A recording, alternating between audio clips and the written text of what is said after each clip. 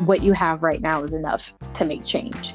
We think that in order to make this huge splash of impact, we need certain equipment, we need certain experience, all of these connections.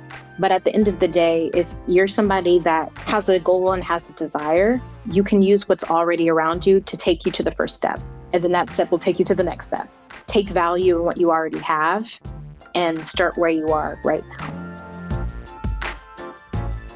Welcome to Shaping Freedom. These conversations are about how freedom is actually formed, what we inherit, what stops working, and the choices that change how we live and lead. I'm your host, Lisane Basquiat. I'm really excited for you to meet my next guest. She represents a new generation of storytellers who are helping people to reconnect with something many of us were never fully given, the full story of where we come from. Taylor Cassidy is the creator of the viral series Fast Black History, where she introduces millions of viewers to the people, movements, and ideas that shaped Black history, often in less than a minute. What began when she was still in high school, simply correcting misinformation she heard in a classroom, has grown into a widely followed platform dedicated to joy, education, representation, and cultural storytelling, and also a lot of fashion. Taylor has been named to Forbes 30 Under 30, Teen Vogue's 21 Under 21, and the Time 100 list of influential creators. She received a Children's and Family Emmy nomination for her work as a correspondent on Nickelodeon's Nick News. She's also the author of the book Black History is Your History, which challenges the idea that Black history is something confined to a month and instead frames it as something living, something that shapes identity, culture, and possibility every single day.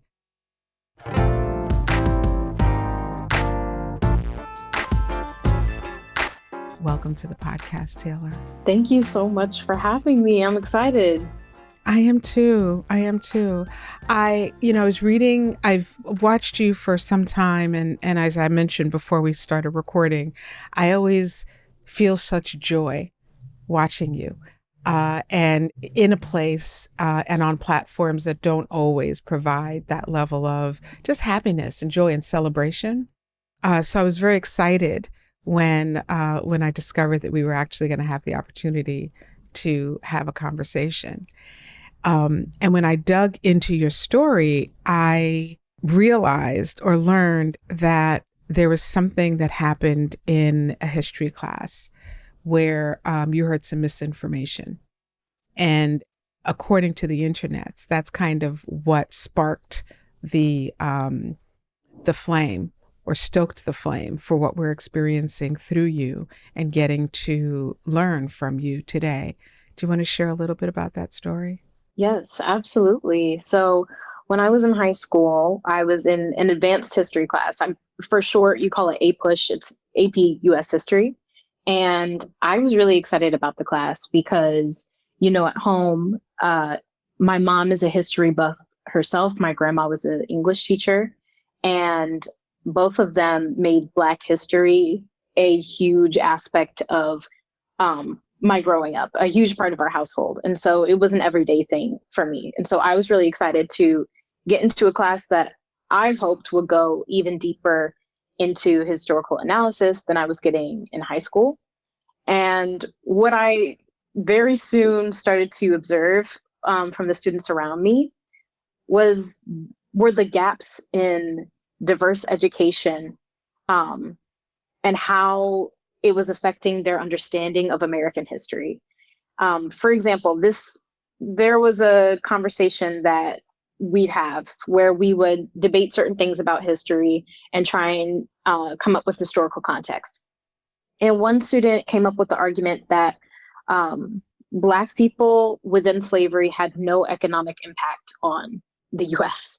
And that was a moment when I was like, oh my gosh, like, there's so much gap in how much of our history is taught that students are now making just very wrong assumptions about our country's history. And on top of that, it erases so much of the complexity of who we are.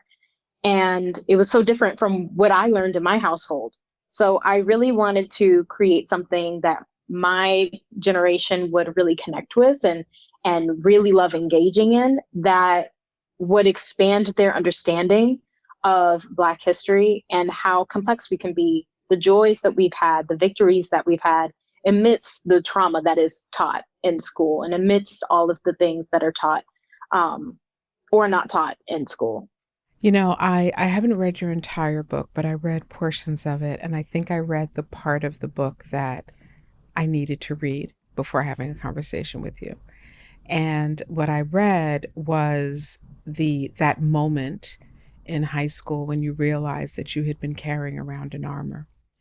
And what and something happened in that classroom in that moment for you. And then you had a conversation with your teacher afterward. And there's what I got from that was a clear understanding that you, going through school, went through a not so diverse uh, academic experience. Is that correct? Oh, for sure.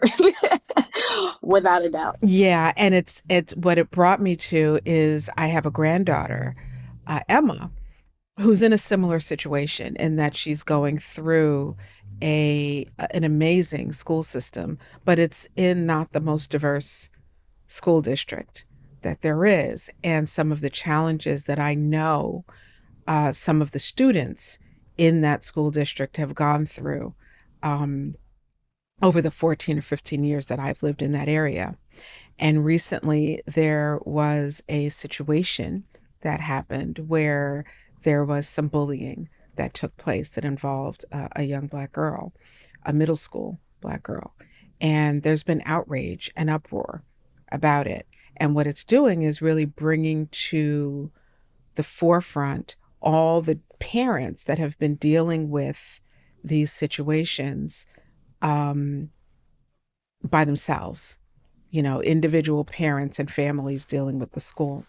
And so as I read that few pages in the book, it kind of lit me up a little bit, Taylor, because I felt into what that feels like when you're amongst people where you believe that you have to put on some kind of an armor in the area that you're in for 6 hours every single day, 6 or 7 hours every day, and what that feels like. And so I in reading that, I saw you a little bit differently.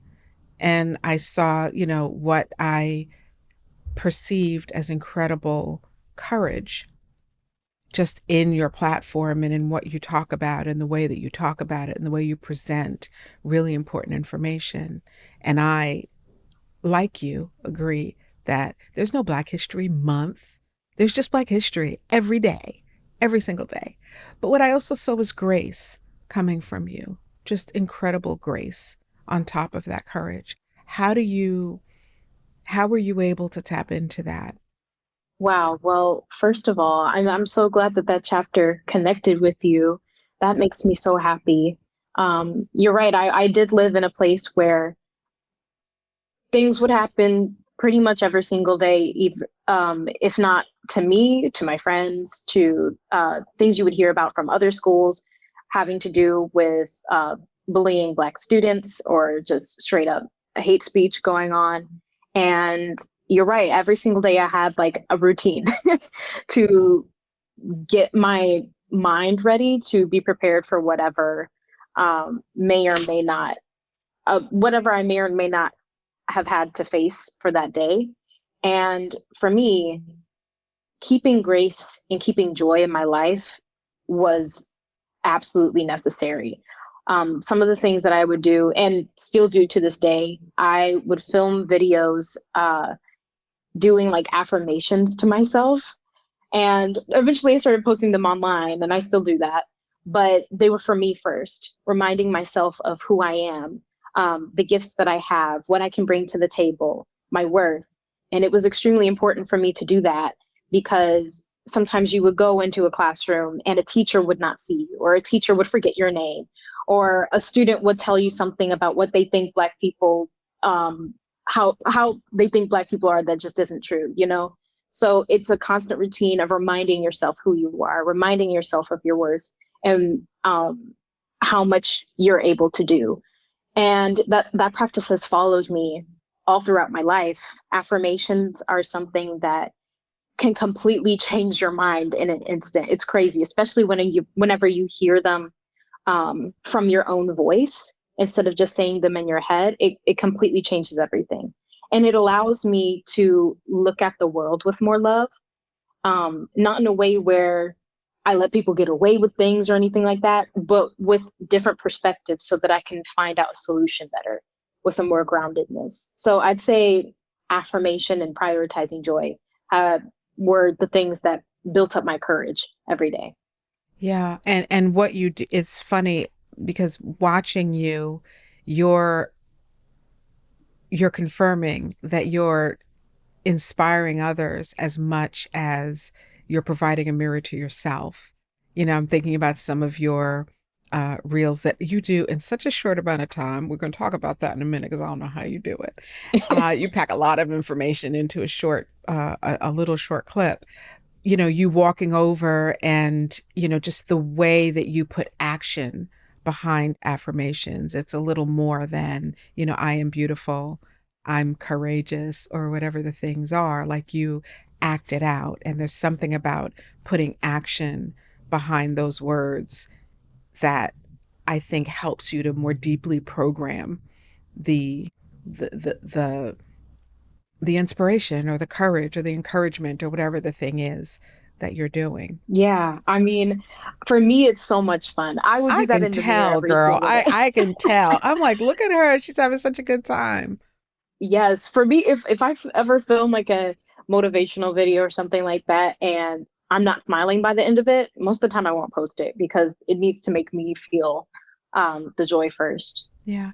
What impact did your mom and grandmother have on the confidence that you were able to carry into that circumstance? Oh, they created it. They created the confidence for me. I remember from the time I was like 5 years old, then they had these phrases that they would repeat. One from my nana was, you can be pretty on the outside, but you can be ugly on the inside. Or you can be pretty on the inside and pretty on the outside. That's something she would always say to me, reinforcing that beauty on the inside means something more than just appearance. And I always remember my mom, especially, teaching me from a very young age how the world was. Teaching me Black history and how it relates to how we live today, and prepare me for what it would have been like, or prepare me for what it would be like to be the only Black girl in school. She emphasized the importance of using our voice. I always remember her saying to me that your voice is important and not to let anybody silence your voice. And no matter how many times somebody tries to silence it, your voice is important. She would say that phrase to us, my sister and I, all the time. And so I grew up with this understanding that not only was my voice important, but because that was such a default understanding, I looked at all my classmates and everybody around me and realized their voice is important too. So if their voice deserves to be respected, then mine does as well. You also wrote that you realized that your own imagination about what Black people could do had become limited. Why do you think that imagination is such an important part of understanding our history? Because imagination is not only fun, it's not only eye opening, but it's a prediction to the future. Actually, that's something that I've been studying for about 2 weeks. I've been studying the concept of Afrofuturism. And one thing that I found is that with Afrofuturism, in one way, being a tool for escape into a more comforting and imaginative reality, um, it also can give us a peek into what's possible and a peek into what we could create, what we could become.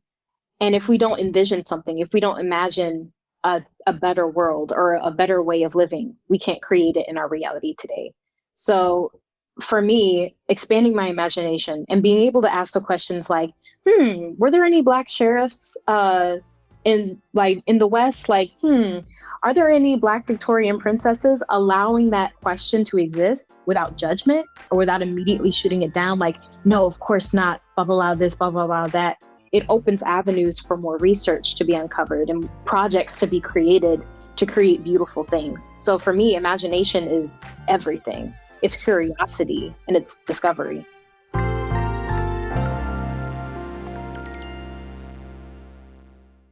We talk a lot about the legacy that we want to leave, but what about the one that we're living in right now?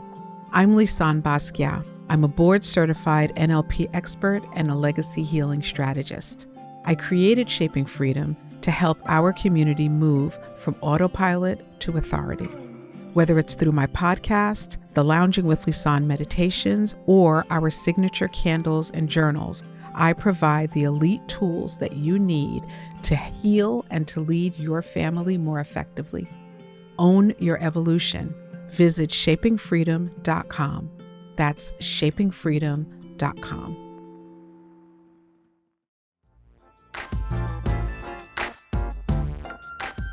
Was there a moment during that time when you decided, I'm going to do something about this, or I'm going to make my voice heard? Or was there something you said to yourself? Like, how did you start? And I think it was TikTok that you started on, right? Like, how did you, and that you're still on, how did you decide that that was something that you were going to do? I need to go back into my journals and find the specific passage that I wrote, but I remember it to this day. It was the day before Black History Month, and I had just had a pretty rough history class, hearing things that students said that were pretty tough to hear. And it puts a kind of, it puts a fire in your chest.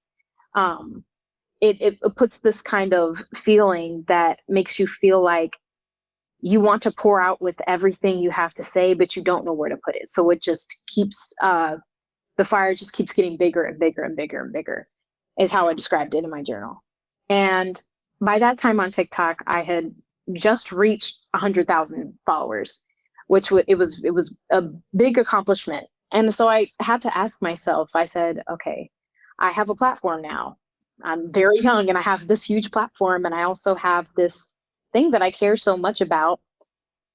Am I going to continue to go into this classroom and keep my mouth closed the entire time and just endure until it's over and I can go back to somewhere more comfortable?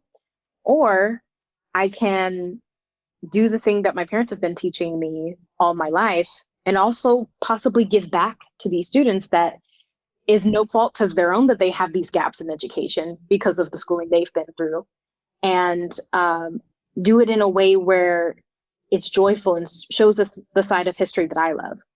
And so I remember being on my bedroom floor, picking up my phone and learning about Percy Julian, who's an important Black chemist, and creating a 15-second video on him and calling it Fast Black History. Now, but at that moment, I didn't know it was going to be a series yet, but I thought, okay, if I can pick somebody that might open somebody's mind to different occupations that Black people can have and how they've contributed to things that we use today, that would be amazing.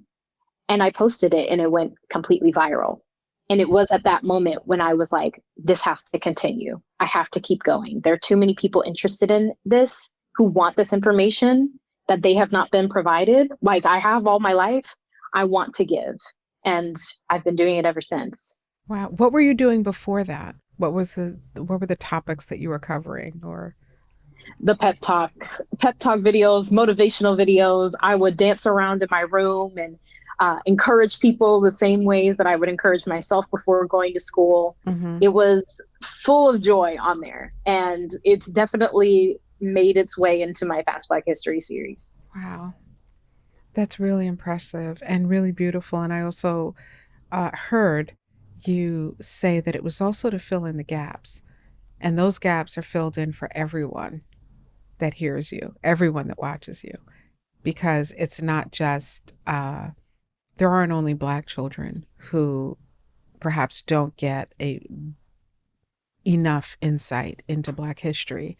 There's also children who are not of color who are being miseducated and misinformed, and what you build up on straw can't stand.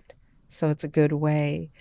Uh, the work that you've done and the work that you continue to do helps to build a stronger foundation for everyone, because you got to start from the truth. Yeah, I agree. It's been wonderful. The response has been wonderful. Let's talk about you telling your story so quickly in under a minute. This is a selfish question. How do you do that? Let's talk a little bit about your process. Like, how does that work? Yeah, how do you produce that? How do you pull that together?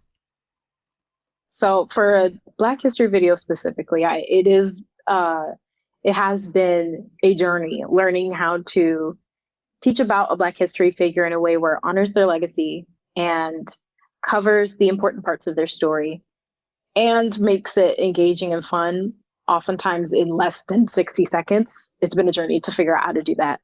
But for me, it all starts with a brain dump of facts and information that I already know, and then going in and doing my own research. And I always end up with a page full of facts about this person, things that intrigue me, and things that I want to explore more. And it looks more like academic text than a script first. And from there, I pick the things that I believe people will resonate with the most about their story. And usually that's about 3 or 4 really interesting facts. And I'll try and weave together a video that has a hook in the very beginning, so that people will lean in and be like, oh, this is interesting. What do you mean? What does she mean by this?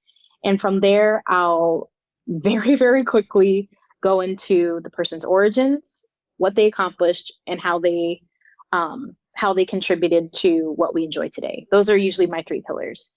And with those 3 pillars, it's pretty easy to fit in a lot of information in a very short amount of time because I know I'm hitting my 3 goals. And because I have that format, then I can sprinkle in my jokes, any sketches or pop culture references that I want to put in. And that's what makes the video feel modern and feel very, very entertaining. Do you have a routine around it? Because there's an incredible amount of discipline that goes into curating the kind of information that you're putting out into the world. How do you make that happen? Yeah. So every month I have a list of things that I'm interested in, whether it be specific Black historical figures or moments in history. And every week I'll go into one of them. Sometimes it takes a month if I want to do like an entire YouTube video about it. If it's short form, usually it takes a week for me to actually do all of the research and the writing. And once I have an actual script ready to go, if it's a very elaborate short video, sometimes I'll have to get costumes for it. I'll have to set up certain backgrounds for it. And then I'll get to filming. And after filming, I'll edit the video and I'll post it. It's a pretty simple routine, but it works for me. Yeah, I think it's the routine and the discipline. And the reason I asked you to lay that out was, yes, partially, like I want to know how you do that.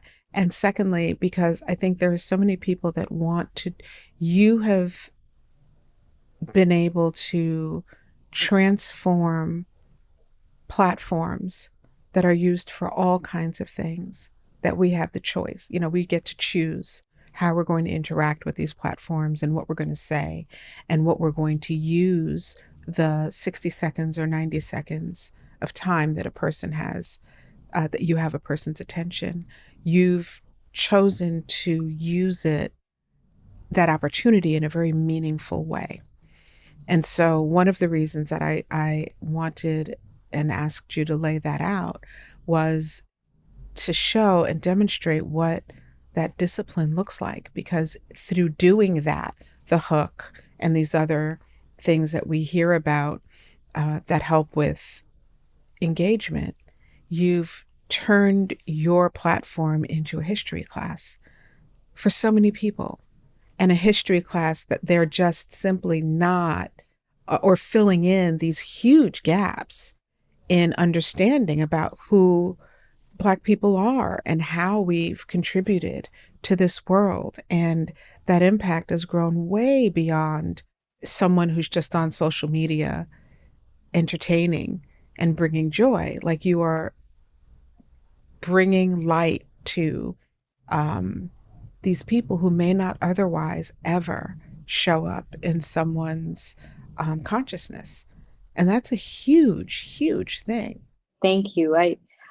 Sometimes I do have to take a step back and really see the amount of work that I've poured into this. And I honestly have to give so much props to my community as well. They have pushed so much of what I try to put out and have made their own videos, taken it to their own school, into their own communities. And it's in that way, it's truly been a group effort, truly. None of this has happened without the community that has been built around this series.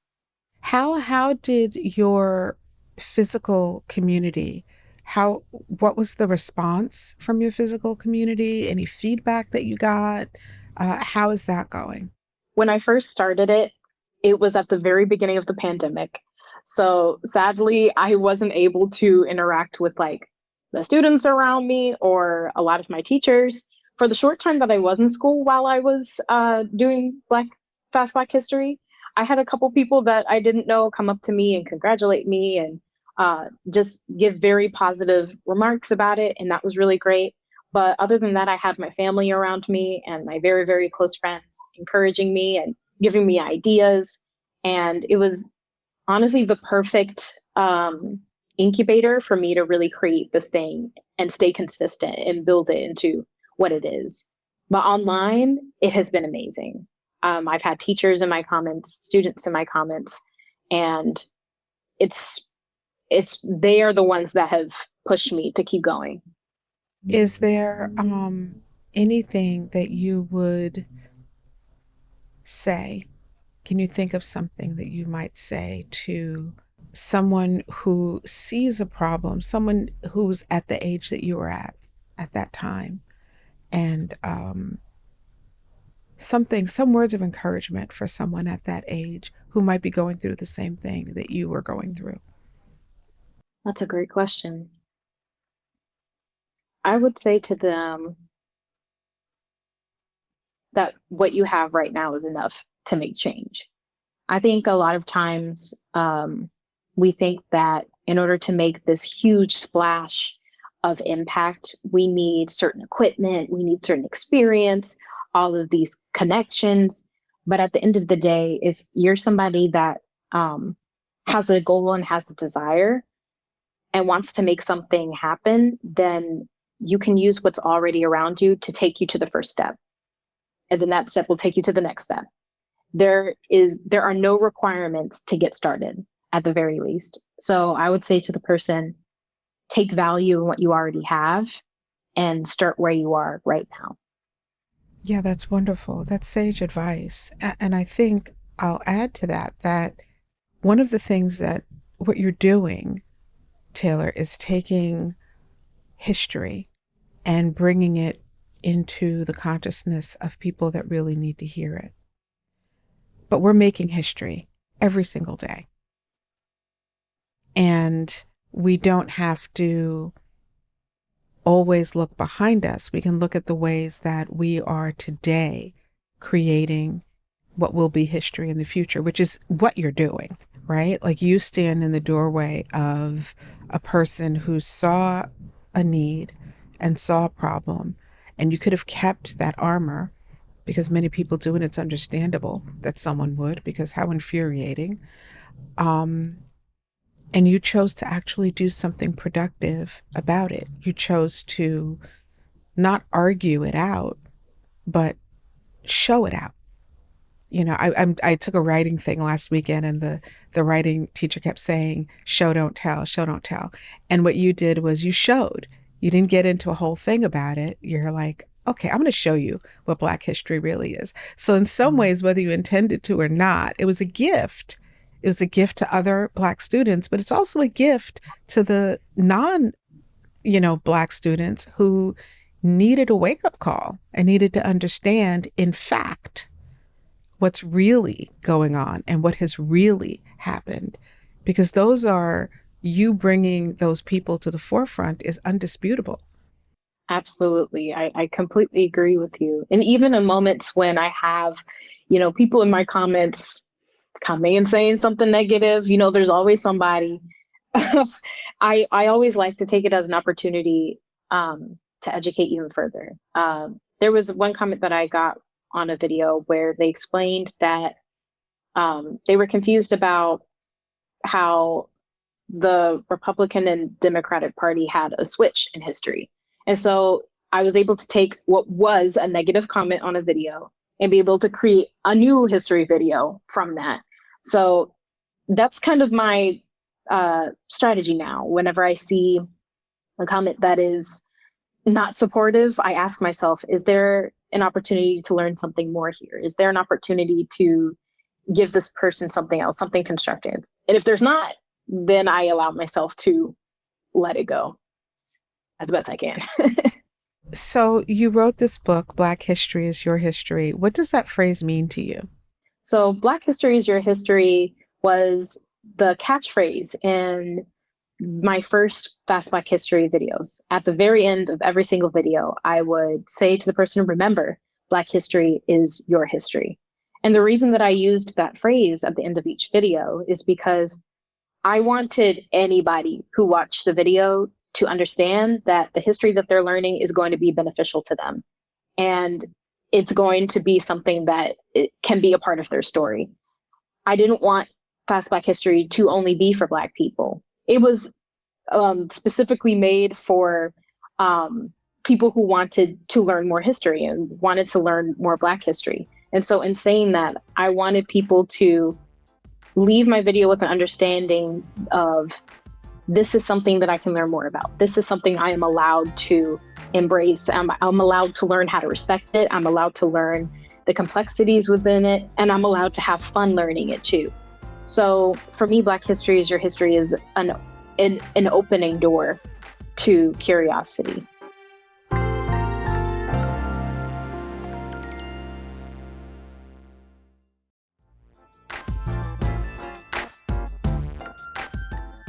I've also seen, I didn't want to forget this, so I'm kind of interjecting it randomly, but so you are into fashion, right? Oh, absolutely, yes. What are you doing with that? I watched you take something and like turn it into something else, and you had like 5 outfits going in a matter of seconds, and I was like, look at her. That used to be like a pair of pants or whatever it was. Yes. What is that about? So I actually wanted to be a fashion designer when I was in high school. I was very convinced that I was going to apply to fashion school. And once content creating took off, I discovered that I had a much more huge, a bigger passion for content creating and storytelling. So I went that route. But I never lost my love of fashion, design, and sewing. And so it's always been a hobby of mine. And I've recently started sharing it a lot more online, but I've always made videos sharing my sewing. I remade Brandy's Cinderella dress from the 90s. I have remade Tyla's costume from her music video. Like it's been a huge part of who I am for a long time. And I love using it to express myself and learn new techniques, and I'll sometimes teach Black history through it. I have a web series called Black Girl Magic Minute on YouTube where I post mini documentaries. Sometimes I'll have guests, I'll include sketches, music, and a lot of times they're around fashion, the Black history of fashion. So it's been a core part of my content. Yeah, I think one of the things that I find so interesting, or one of the things that I find so interesting about you, is that you said in high school there was like a moment for you where you decided that this was something you're going to do, and you pointed back to a journal entry for that. And I think that's the thing, tying it back to Afrofuturism. That's the thing. If we can envision something, I speak to a lot of people and I know a lot of people, and 90% of the folks that I encounter who are doing the thing that they really wanted to do, and making incredible impact are doing that with the genesis thought being, I'm going to create this thing. I'm going to do this thing. I spoke to someone yesterday who at 4 years old said, I'm going to be a songwriter, and made that happen. And of course, at 4, you don't know the equipment, you don't know the steps, you don't know what you're supposed to do, but it's just holding that vision for yourself is so powerful. Just you having that vision and that understanding that Black history is more than what is being taught in the school system. Just having that idea has turned into this incredible thing that you're doing to help students like yourself, older people, you're an adult now, but at the time, right? Older people, younger people. It has such a profound impact, just having the ability to, or choosing to lean into your imagination. Like, what could be possible if I believed that it could be possible? Yeah, I agree. It's a powerful thing. It's such a powerful thing. My mom always taught me to write it down and make it plain. That's something she would always say to me. That's right. And I've carried that throughout my entire career. Everything I want to do, first step is to write it down. That's right. So, what was important for you to expand your work into this book? So for me, books were an incredible part of my identity. I would spend a lot of my lunches in the library because oftentimes those were the books were the only places where I would find stories where I could truly relate with them. I remember the first time I read Their Eyes Were Watching God. And I could not believe how much I related to Janie, the main character, and her feelings about life and wanting something more, and being in a place where her reality did not make that seem possible. And books were something that helped me to be able to come into myself so much more and understand what was possible for my life. And I wanted to make Fast Black History into something that would last much longer than the internet lets things last. But I also wanted to create a book that would give that feeling of reading to somebody else. And that's why it's targeted toward middle grade students. I wanted it to be a book where when they read it, they would want to read another book. They would want to read something different, read something more, because the power of reading is truly incredible. And I always like to explain that whenever you read my book, it feels like you're watching a social media video.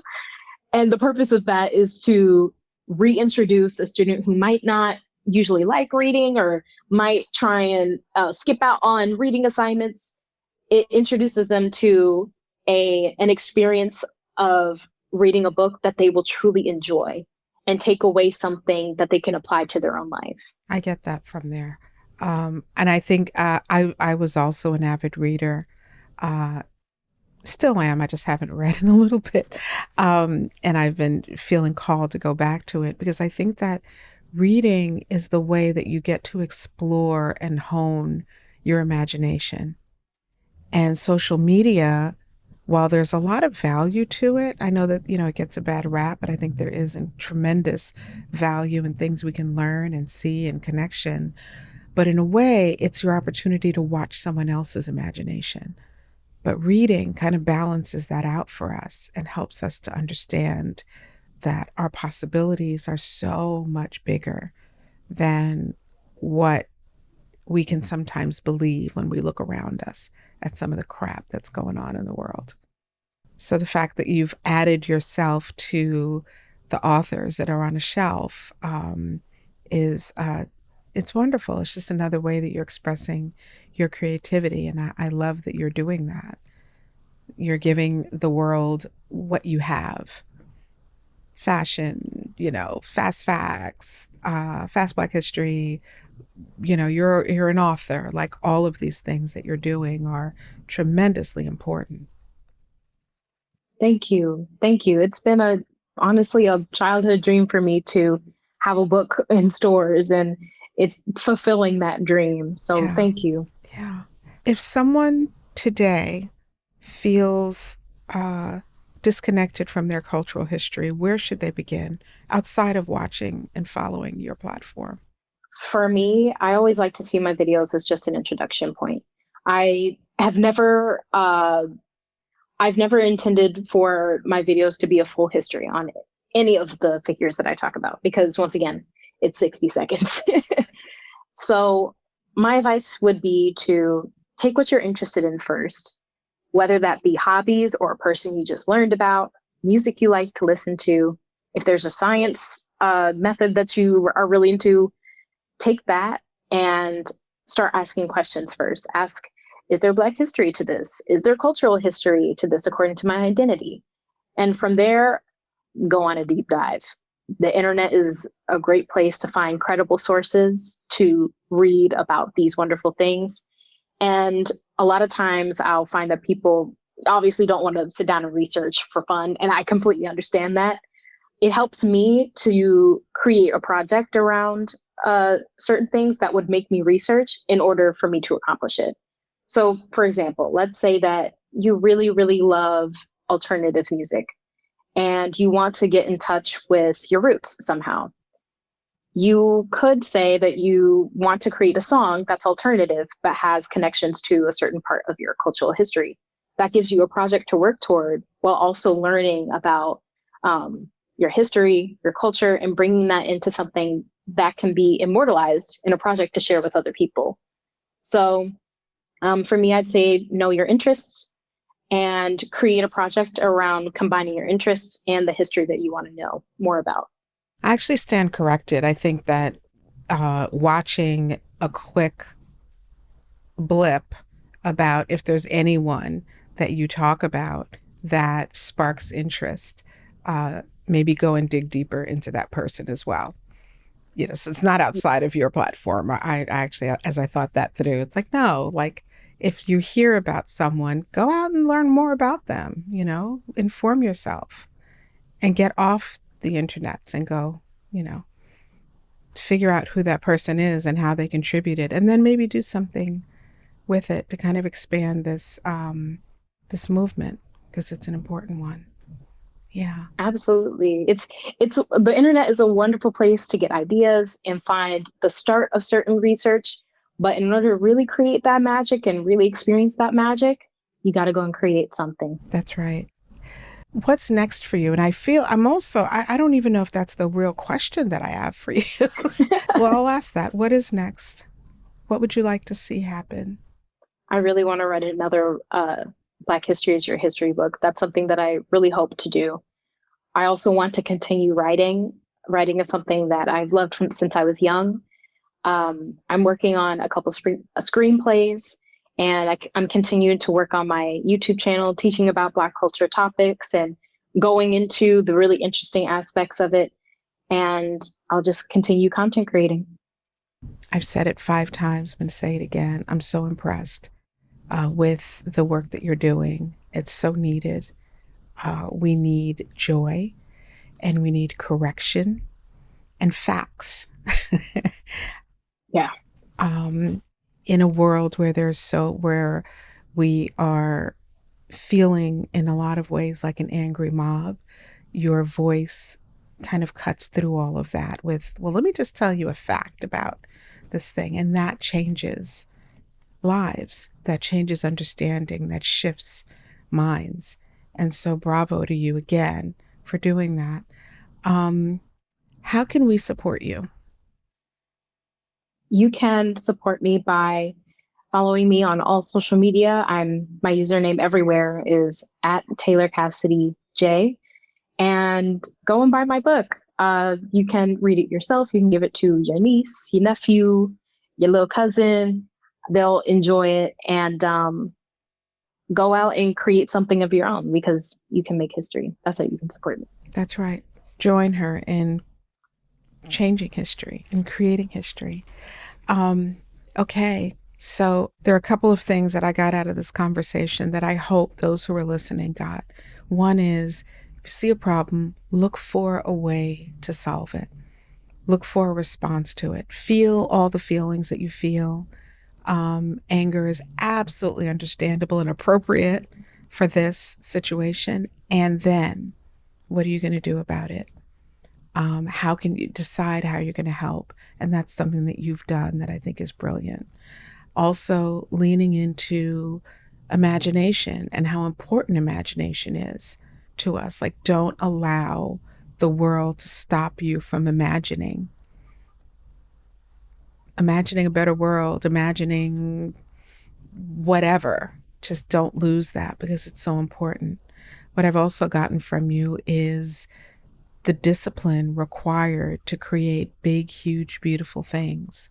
It takes discipline. It takes some routine. It takes giving yourself a moment to hear yourself. You know, you mentioned journaling, very important way for you to get things out. And sometimes, I've been a journaler since I was a kid, and sometimes it's pure, straight up gibberish. And other times, I've had some of my most profound understandings between the pages of my journal. And then the last thing is to show up in this world. It's so easy to not show up. It's so easy to just lose yourself in all of the things that are going on. Putting pen to paper, writing it down, making it plain, and showing up is probably the most radical act that a person can do. And you are doing that and have done that. And bravo. Thank you so much. I have had an amazing, amazing time having this conversation with Me you. too. I'm coming back with a renewed sense of things that I want to rediscover, things that I want to do again. This has been amazing. I'm so happy to hear that. And I am going to have my granddaughter, Emma, listen to this episode. I'm going to have her watch this episode, and I'm going to get the book for her. Oh my gosh, thank you so much. Yeah, she's 9. She will love it. She will love it. Oh, So good. yeah, she is constantly like coming and standing over my shoulder when I'm online sometimes. And she's like, what you doing? And, sometimes I'm like, girl, get out of here. And other times it's like, look at this person. So I'm going to make sure that I very intentionally have her take a peek at you, because you are absolutely a young person, a young woman to watch for younger people. And I say that Oh my with goodness. 100% full respect for the woman that you are and what you've contributed and what you've accomplished in your life. What a role model for younger people.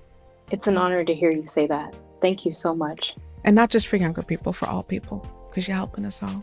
Taylor, thank you so much. I'll talk to you again, I hope. I hope so too. Thank you for having me.